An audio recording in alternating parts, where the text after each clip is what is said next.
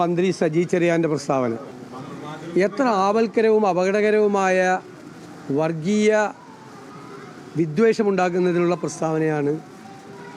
ഭരണഘടനാ പ്രകാരം സത്യപ്രതിജ്ഞ ചെയ്ത് അധികാരത്തിലേറിയ ഒരു മന്ത്രി ചെയ്തിരിക്കുന്നത്.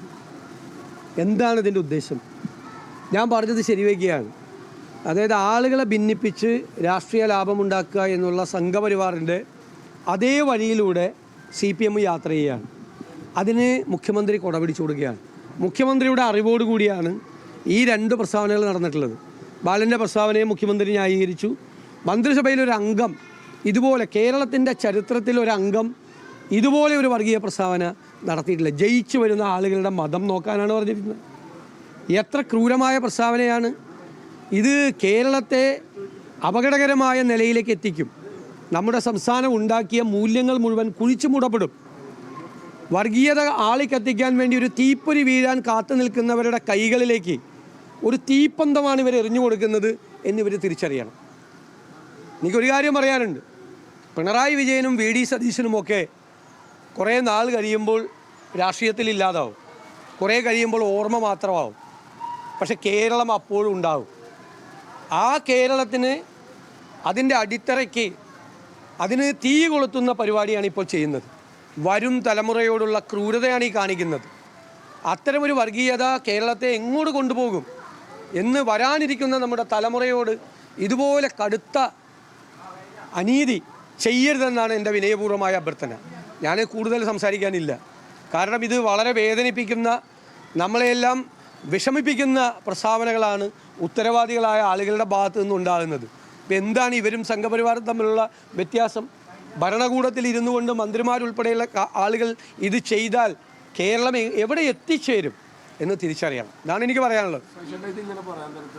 വ്യാപകമായ ആക്രമണം സഹിഷ്ണുതയിൽ ഉണ്ടാവുന്നുണ്ട്. പല സാമുദായിക നേതാക്കളുടെ അടുത്ത് ഇന്നലെ ഉണ്ടായിരുന്നു. അത് തുടരുകയാണ്. എനിക്കത് കുഴപ്പമില്ല. കാരണം ഞാൻ വർഗീയതയ്ക്കെതിരായ ഒരു നിലപാടെടുത്തതിൻ്റെ പേരിൽ ഏത് ആക്രമണങ്ങളെയും ഏത് കുന്തമുനകളെയും നേരിടാൻ ഞാൻ തയ്യാറാണ്. ഞാൻ പറഞ്ഞല്ലോ, വർഗീയതയുമായി ഏറ്റുമുട്ടി തോറ്റ് നിലത്ത് വീണാലും അത് വീരോചിതമായ ചരമമായിരിക്കും. അല്ലാതെ വെറുതെ പോകില്ല. എനിക്കൊരു ഭയമില്ല. അല്ല, അതൊക്കെ സമയമുണ്ടല്ലോ, എല്ലാവരും സംസാരിക്കും. ഞാൻ പറഞ്ഞിരിക്കുന്നത് ഇന്ത്യൻ നാഷണൽ കോൺഗ്രസിൻ്റെ നിലപാടാണ്, UDFൻ്റെ നിലപാടാണ്. ഞാനൊരു കോൺഗ്രസ്സുകാരനായതുകൊണ്ടാണ് എനിക്കങ്ങനെ സംസാരിക്കാൻ പറ്റുന്നത്. ഞാൻ കോൺഗ്രസ്സുകാരനാണ്.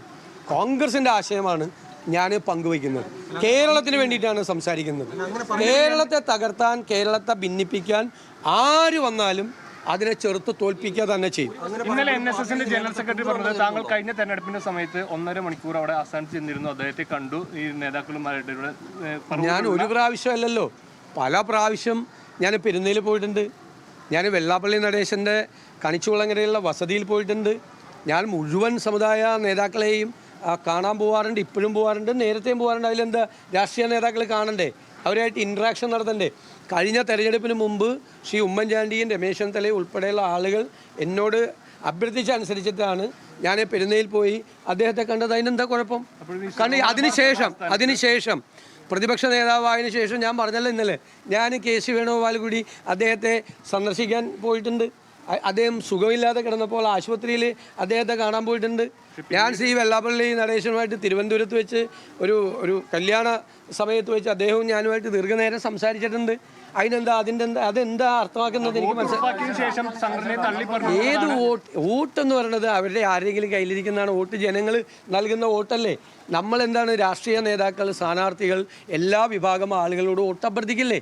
പഞ്ചായത്ത് മെമ്പർ മത്സരിക്കുന്ന സമയത്ത്, MLA മത്സരിക്കുന്ന സമയത്ത്, MP മാർ മത്സരിക്കുന്ന സമയത്ത് എല്ലാവരെയും പോയി കാണില്ലേ?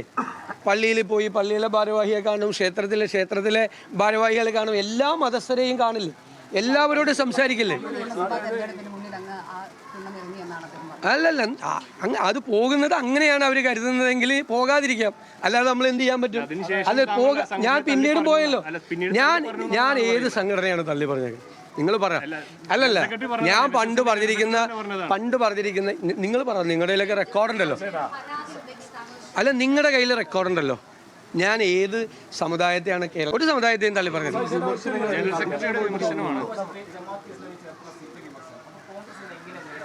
അതൊക്കെ ഞങ്ങൾ നേരിട്ടല്ലോ, നിങ്ങൾ കണ്ടതല്ലേ. നിയമസഭ അല്ലല്ലോ, നിലമ്പൂർ തെരഞ്ഞെടുപ്പിൽ നേരിട്ടല്ലോ. എന്തായിരുന്നു റിയാക്ഷൻ? അല്ല കേൾക്ക് അല്ലല്ലോ ഉണ്ടായിരുന്നു. നിലമ്പൂർ തെരഞ്ഞെടുപ്പിൽ ഇതേ വിഷയം ഉണ്ടായി. ഇതാണ് ആളിക്കത്തിക്കാൻ നോക്കിയത്. അതിന് ഞങ്ങൾ നേരിട്ടല്ലോ. CPM ജയിച്ചൊരു സീറ്റ് 11,000-ലധികം വോട്ടിൻ്റെ ഭൂരിപക്ഷത്തിൽ ഞങ്ങൾ ജയിച്ചല്ലോ. മുഖ്യമന്ത്രി വീണ്ടും ഇറങ്ങിയല്ലോ ജമാഅത്ത് ഇസ്ലാമി എന്നും പറഞ്ഞുകൊണ്ട്. ജമാഅത്ത് ഇസ്ലാമി അദ്ദേഹം കണ്ടിട്ടില്ല, അങ്ങനെ ഒരു സംഭവം ഉള്ളത് കേട്ടിട്ടില്ല എന്ന് പറഞ്ഞു. അപ്പോൾ അദ്ദേഹം ഹിറ സെൻറ്ററിൽ അവരുടെ ആസ്ഥാനത്ത് അമീറുമായി സംസാരിക്കുന്ന ഫോട്ടോ ഞാൻ മലപ്പുറത്ത് പത്രസമ്മേളനത്തിൽ കാണിച്ചല്ലോ നിങ്ങളോട്.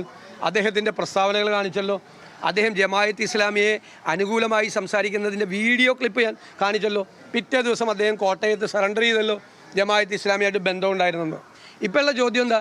ജമാഅത്ത് ഇസ്ലാമി UDF അധികാരത്തിൽ വന്നാൽ ജമാഅത്ത് ഇസ്ലാമി ആഭ്യന്തരം ഭരിക്കുമെന്ന്. എന്താ അതിൻ്റെ അർത്ഥം? സാമാന്യ ബുദ്ധിയുള്ളവർക്ക് മനസ്സിലാവും. അപ്പോൾ എൻ്റെ മറുചോദ്യം, 42 വർഷം ജമാഅത്ത് ഇസ്ലാമി CPMൻ്റെ കൂടെയായിരുന്നു. CPMൻ്റെ കൂടെ ജമാഅത്ത് ഇസ്ലാമി ഉണ്ടായിരുന്ന നാളുകളിൽ CPMന് അധികാരം കിട്ടിയപ്പോൾ ആഭ്യന്തര വകുപ്പ് ഭരിച്ചിരുന്നത് ജമാഅത്ത് ഇസ്ലാമി ആണോ? ആണെങ്കിൽ സൂക്ഷിക്കണം, ആണെങ്കിൽ ഞങ്ങൾ ശ്രദ്ധിച്ചോളാം, അധികാരത്തിൽ വരുമ്പോൾ ഞങ്ങൾ ശ്രദ്ധിച്ചോളാം.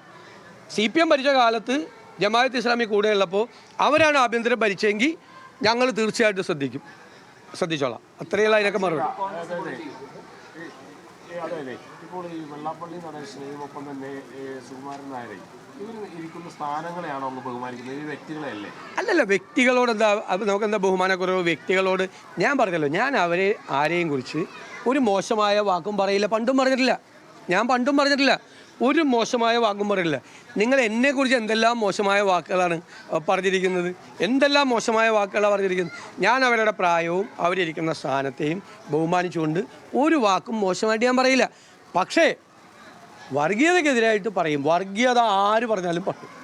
എനിക്കെന്ത് സംഭവിച്ചാലും വ്യക്തിപരമായ രാഷ്ട്രീയ ജീവിതത്തിലെ ലാഭനഷ്ടങ്ങൾ നോക്കിയിട്ടല്ല ഈ നിലപാട്. വ്യക്തിപരമായി നഷ്ടം വന്നാലും ഈ നിലപാടിൽ ഞാൻ ഈ സ്ഥാനത്തിരിക്കുന്നിടത്തോളം കാലം ഞാൻ വെള്ളം ചേർക്കില്ല.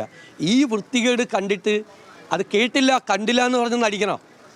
ജയിച്ചു വന്നവരുടെ മതം നോക്കാൻ പറഞ്ഞിരിക്കുകയാണ് ഒരു മന്ത്രി. കേരളത്തിൽ ഈ ഭരണഘടന തൊട്ട് സത്യപ്രതിജ്ഞ ചെയ്ത ഒരു മന്ത്രി പറഞ്ഞിരിക്കുകയാണ് ജയിച്ചു വന്നവരുടെ ജാതി നോക്കുക, അവരുടെ മതം നോക്കാൻ പറഞ്ഞിരിക്കുക. അത് കേട്ട് മിണ്ടാതിരുന്ന അതിലും നല്ലത് ഇത് നിർത്തി വേറെ വല്ല പണിക്കും പോകുന്ന. അതിന് ഞാനില്ല, അതിനെ എതിർക്കുക തന്നെ ചെയ്യും, എതിർക്കും. അല്ല, അതൊന്നും എനിക്ക് വിരോധമില്ലെന്നേ. എന്നെക്കാളും മികച്ച എത്രയോ നേതാക്കന്മാർ കോൺഗ്രസ്സിലുണ്ട്. എനിക്ക് സന്തോഷമുള്ളൂ. എന്നെ താരതമ്യം ചെയ്ത് ഏതെങ്കിലും കോൺഗ്രസ് നേതാക്കന്മാരെ പുകഴ്ത്തി പറഞ്ഞ് എനിക്ക് സന്തോഷമുള്ളൂ. അവരൊക്കെ എൻ്റെ നേതാക്കന്മാരല്ലേ. രമേശ് ചെന്നിത്തല എൻ്റെ നേതാവാണ്. സംശയം എന്താ? അല്ല, അത് അവർക്ക് പറയാന്നേ.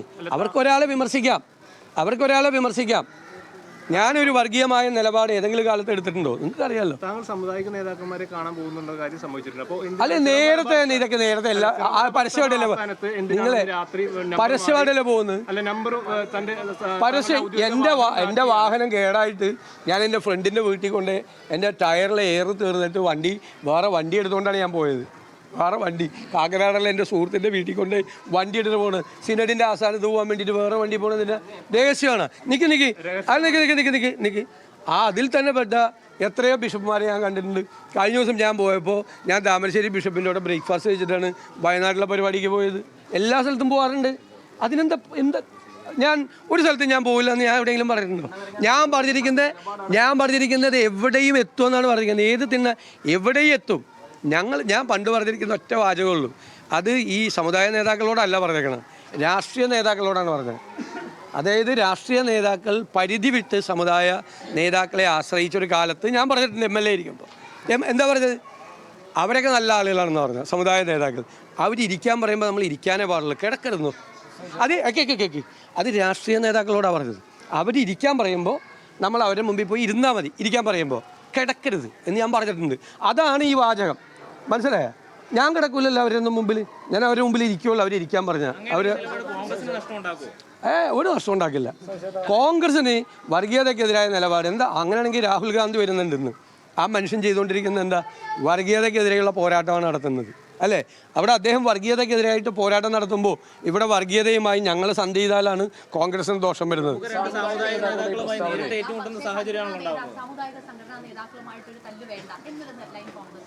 അല്ല, ഞങ്ങൾ ആരുമായിട്ടും വഴക്കിടണ്ടെന്നാണ്. എനിക്കും അങ്ങനെ തന്നെയാണ്. കോൺഗ്രസിൻ്റെ മൊത്തം ലൈൻ അതാണ്. ഒരാളായിട്ട് വഴക്കിടാൻ പോകണ്ടെന്നാണ്. പക്ഷേ ആര് വർഗീയത പറഞ്ഞാലും ഞങ്ങൾ അതിനെ എതിർക്കും. ഒറ്റ പോയിന്റിലേ ഉള്ള പ്രശ്നം. ഒറ്റ പോയിന്റിൽ ആര് വർഗീയത പറയാലോ, ഏത് സമുദായ നേതാവോ ഏത് രാഷ്ട്രീയ നേതാവോ ആരും വർഗീയത പറഞ്ഞ് ജനങ്ങളെ ഭിന്നിപ്പിക്കാൻ കേരളത്തിൽ നോക്കിയാൽ അത് ഞങ്ങൾ സമ്മതിക്കില്ല.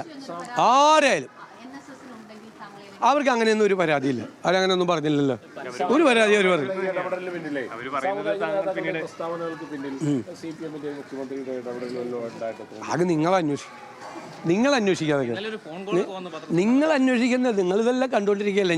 ഞാൻ അതിനെക്കുറിച്ചൊന്നും ഒരു കമൻറ്റില്ല.